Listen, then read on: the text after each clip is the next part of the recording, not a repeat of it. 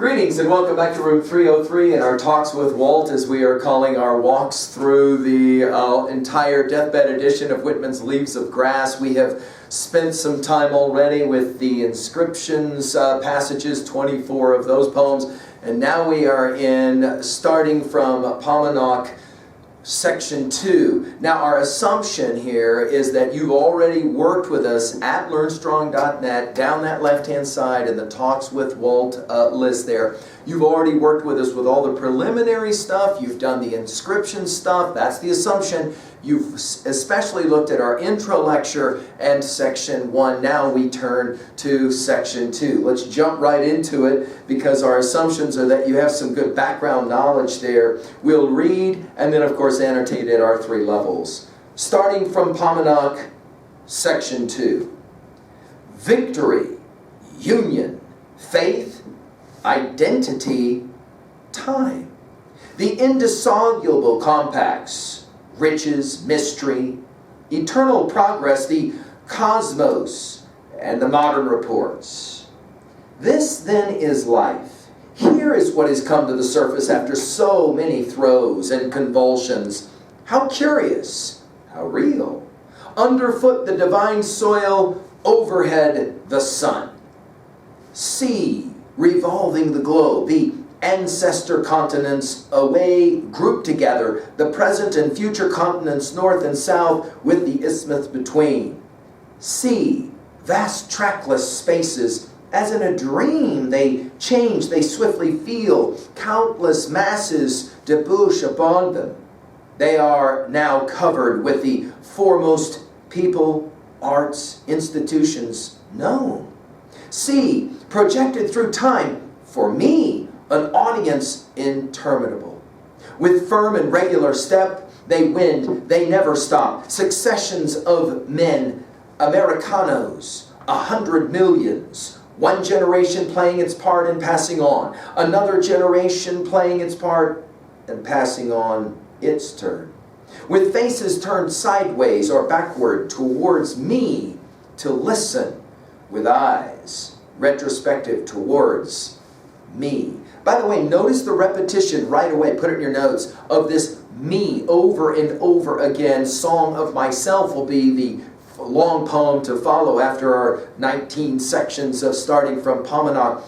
The very personal kind of understanding of the poem will be central as well. Notice that we end this section with some referencing to listening and of course to hearing, and this will make us think from the inscriptions poems, I hear America singing. Let's go through now one at a time these lines, and let's pay some particular attention to the listing that's already starting. Now again, I've said it, you are learning how to read Song of Myself by reading starting from Paumanok.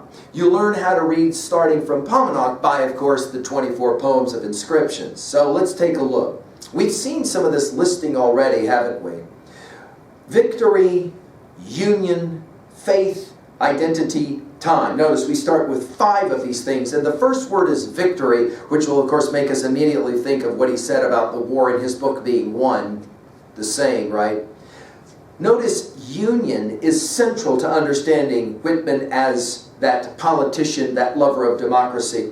Faith, of course, here will mean 2 different things. The capacity to believe and, of course, the understandings of religion. Now, Whitman himself was convinced later in his life that he was, in fact, helping to create a new American religion of faith. And, of course, identity here is a central idea for us all the way through our study of Leaves of Grass. Of course, his use of the word time, we have to immediately think about our T.S. Eliot and 4 quartets, and especially Burt Norton, time present and time past, or both perhaps present and time future. We've given full lectures on that at learnstrong.net. Notice he calls it the indissoluble compacts, saying this, of course, after the Great War, where it looked as if, following, of course, Lincoln's Gettysburg Address, that maybe it wasn't going to happen, that maybe there was just too much friction. Notice it's an indissoluble compact here. Riches, of course, we think about literal riches of the Americas as well as, of course, those metaphoric riches.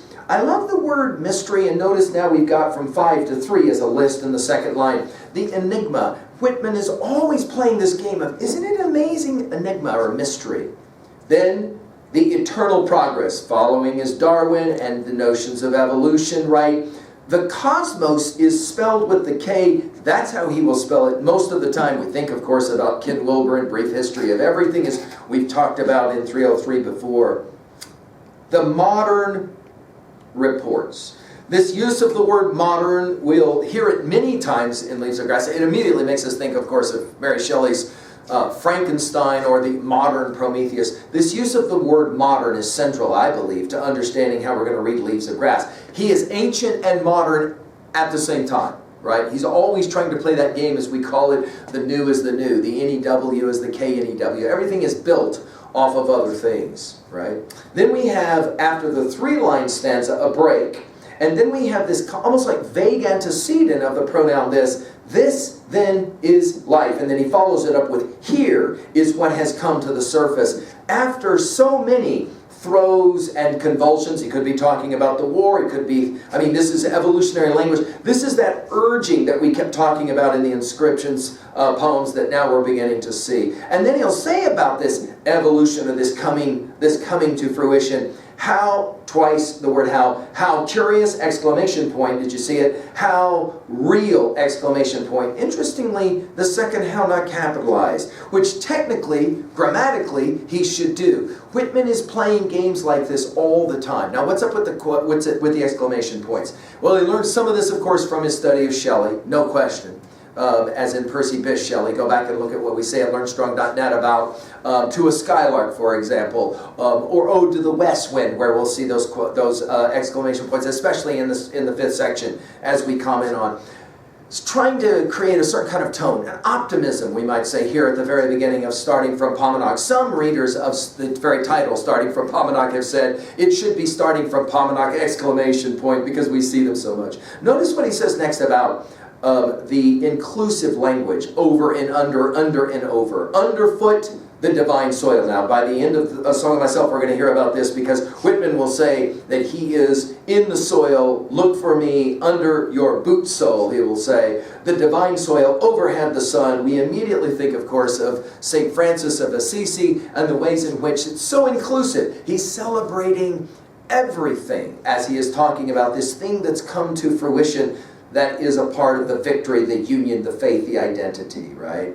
And then 3 C's, S-E-E. Notice, in 3 stanzas now, it's as if he's wanting to point out, for all readers in Leaves of Grass, I want you to see stuff. Now, of course, put it in your notes. This is huge. We talked about it in our study of Eidolons when we messed around with that poem in the inscriptions. Everything for Whitman comes back to Plato, and especially to Republic, and especially to Book 7 and the Cave Allegory. Go back to our comments on Eidolons, go back to our comments on Plato's Republic, and of course the Cave Allegory. Everything's about perspicacity, insight. I can see you there, outside. Insight, what, I roll my eyes into the back of my head to see my brain? No. Insight is that ability to really see, the true sight. It's tragically the sight that Oedipus has right before he blinds himself. And to go back to our comments on Aristotelian understandings of that poem, right? That play, Oedipus Rex. Now notice the 3 C's. C, first of all, revolving the globe. Whitman will become the world's poet. By Passage to India, we'll be playing that game in greater detail. The, notice, he loves these hyphenated kinds of constructions. The ancestor continents, that is to say, the new NEW is the new KNEW. Everything is connected in some way. Away, and then the elided verb grouped together. We said this about these elided verbs, like grouped. Instead of spelling it P-E-D, it's just the apostrophe there to show the American vernacular. The present, notice again the repetition, the anaphoria of the thee and the thee. The present and future continents, north and south, with the isthmus between. This isthmus will immediately make us think about Pope's essay on man, and that notion of presume not God to scan, the proper study of mankind as man placed on this isthmus of a middle state. We're playing around with a similar kind of idea.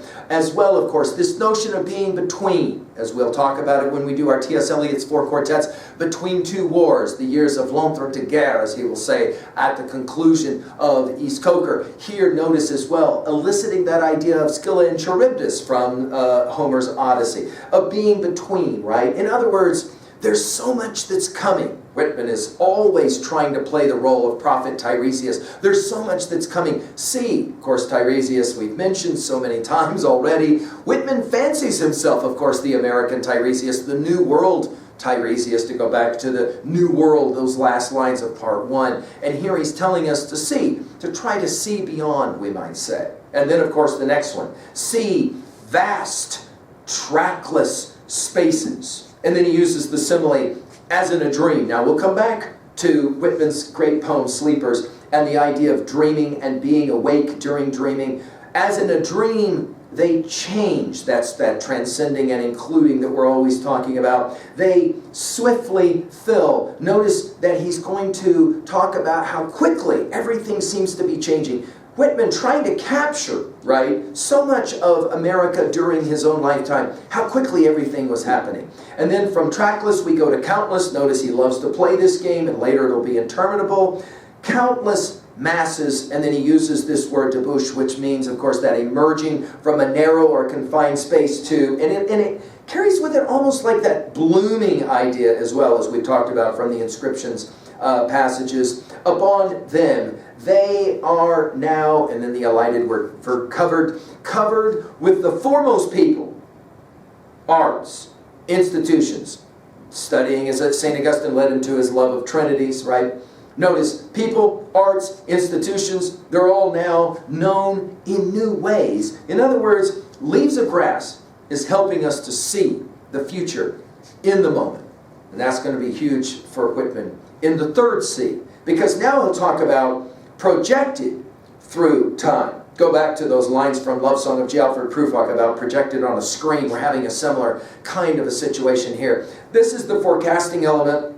This is the Tiresias element. See, projected through time. We're back to the last word of the first line, time. For, and then all of that, in many ways, has been kind of a preamble for the next line. And of course, the repetition now of the word me, the pronoun me. For me, an audience interminable. Now this interminable is central. In other words, he's going to say it's ongoing and there's no avoiding it. You must see what I see, he will say. And of course, his sight is somehow forecasted through Leaves of Grass. In some ways, we learn to read by reading Leaves of Grass. We learn, Whitman would say, to see by seeing through. And of course, anytime we're playing this thing of sight, we're playing the game of the mirror, and of course we're back to our Aristotelian understanding of poetics, or what Hamlet says, of course, right before those actors go on stage, that it's a mirror. Great art is a mirror. You look into it, you see yourself back. Here it is, the audience interminable. Now the final stanza of section 2 will play around with this me.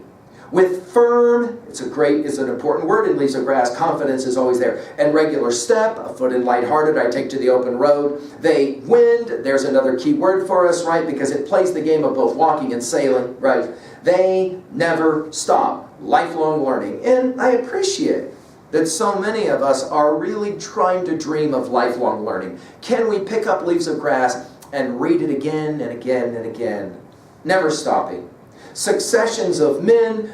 Here the word men obviously is an inclusive word to mean both male and female, masculine, feminine. And then he uses this creation of this use of the created word Americanos, the Spanish rendering, the Mexican rendering, and he's going to use it again in the first word of section 3. He loves this word, the bringing together of all things that would constitute as American. And then he estimates millions, 100 millions into the future, right? And then he has this repetition of one generation playing its part and passing on. When we do O Me, O Life, this whole idea that the powerful play goes on and you may contribute a verse, we'll meet it later in Leaves of Grass. Another generation playing its part and passing on in its turn. Now this playing part, two observations. One is Shakespeare and one's opera driven. Shakespeare, of course, so influential in the ways that Whitman will think about all of history as a drama. It's ongoing and everyone's playing his or her role. And then of course, the idea will be central as well to his love of opera, right? And the way in which Italian opera especially played that one out.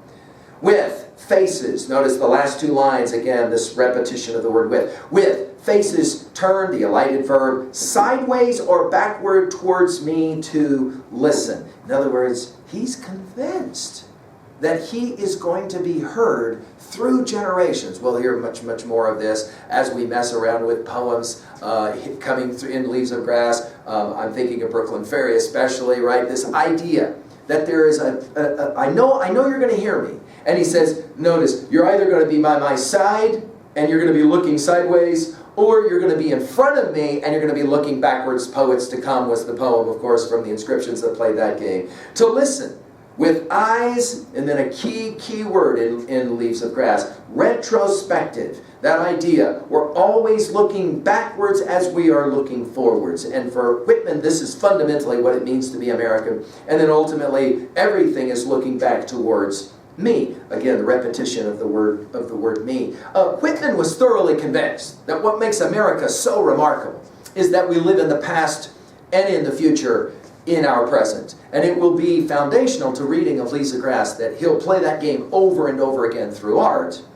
At 2A, just to finish, of course, I mentioned it, life, art, and America is an eternal progress, and something great is always coming. The eternal optimism of Americans for Whitman is what fundamentally makes America so unique, so special. The light to the world, he'll comment in ideas like that through A Passage to India, because, of course, of the poet.